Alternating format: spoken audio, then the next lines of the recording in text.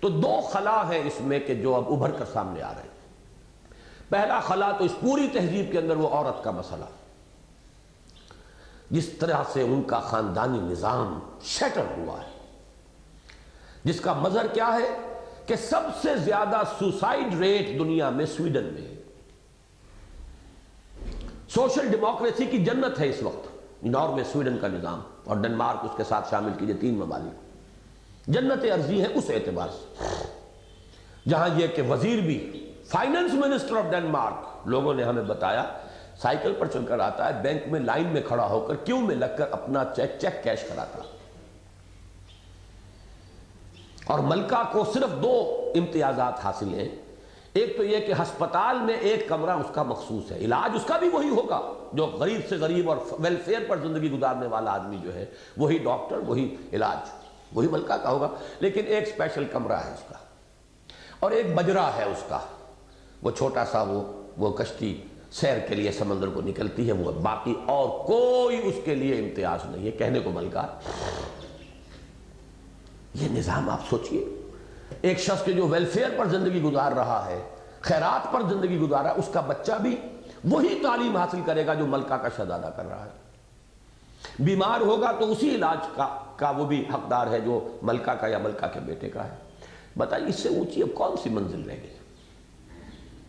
ایک اعتبار سے یہ معراج ہے، جنت ارضی ہے،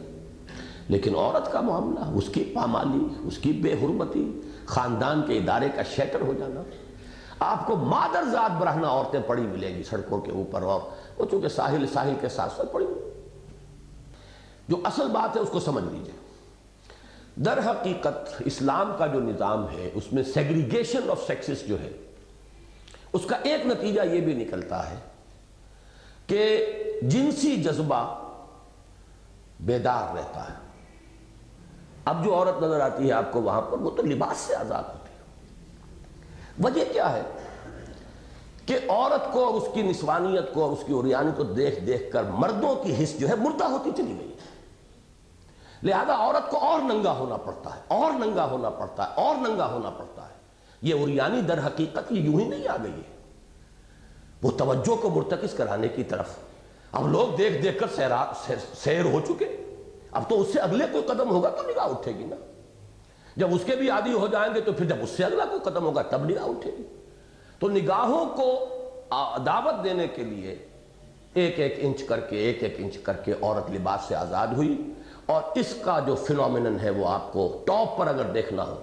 ویسے تو امریکہ وغیرہ میں بھی نظر آ جاتا ہے کہ آپ کو ایسی عورتیں چلتی بھی نظر آئیں گی کہ جنہوں نے صرف ایک جانگیا سا پہنا ہوا ہو اور اوپر ایک دھجی ہو، اللہ اللہ خیر سکتا،